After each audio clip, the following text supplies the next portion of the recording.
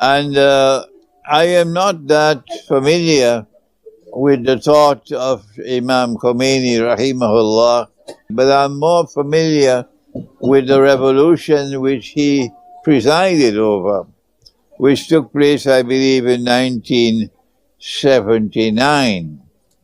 And I can speak on that revolution of Imam Khomeini, which brought about a regime change in Iran and its implications for the world of Islam.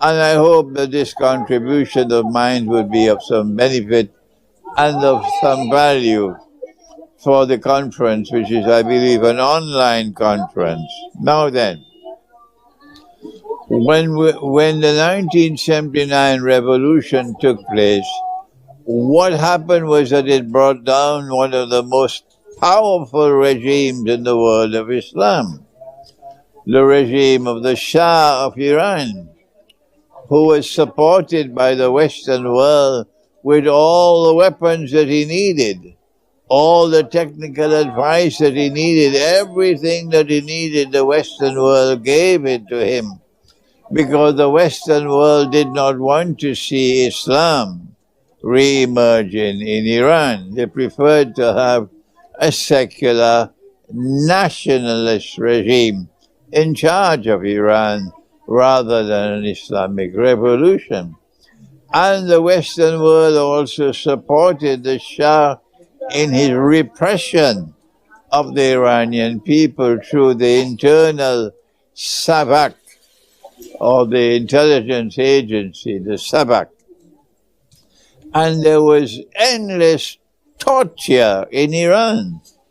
I was a student at the Graduate Institute of International Studies in Geneva in 1979, doing a PhD in international relations. And as a senior PhD student, I was allowed a desk in a building close to the Palais des Nations, the United Nations building in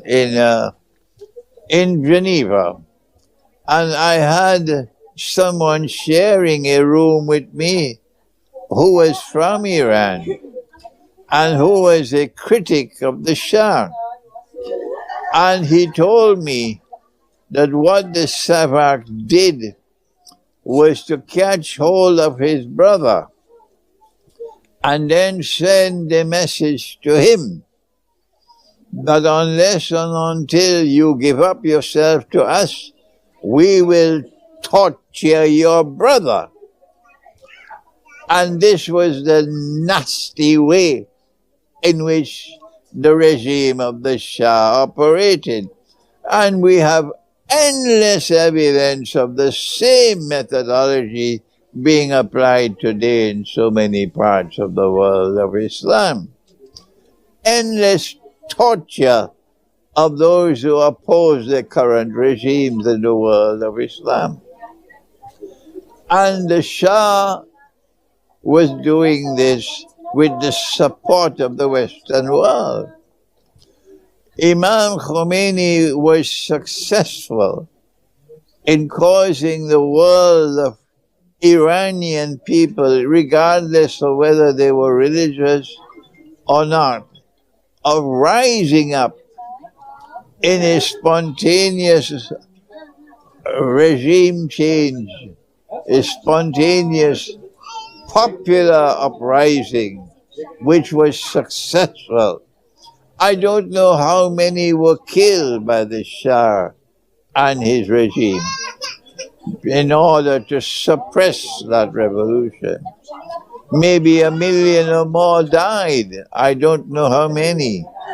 But the important thing was that Imam Khomeini showed the way how to bring down an oppressive regime with his popular revolution, a popular uprising.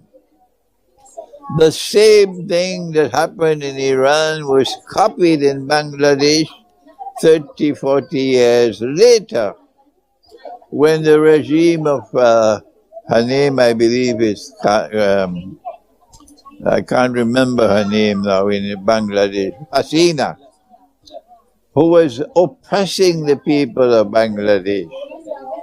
Those who were supporting the Islam in Bangladesh were the ones being killed by the internal oppressive regime.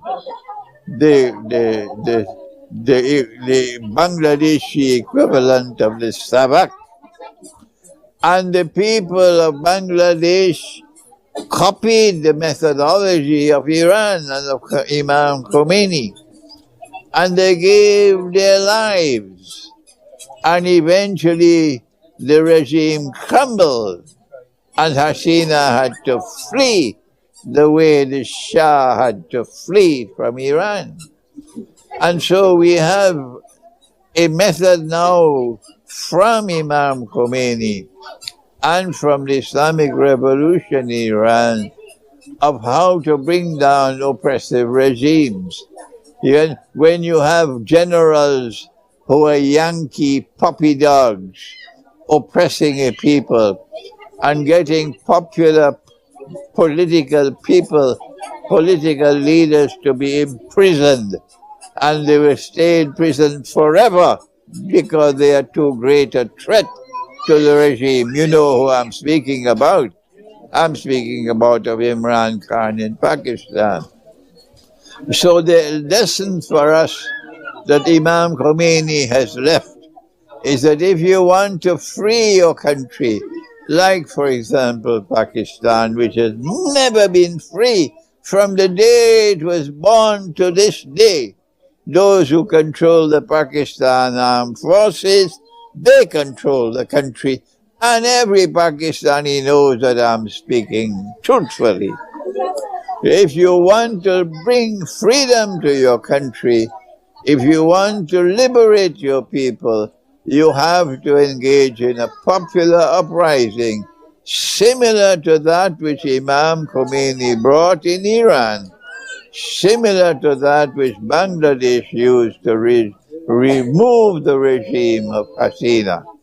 This is all that I need to speak on the subject of the legacy of Imam Khomeini. May Allah have mercy on his soul. Thank you.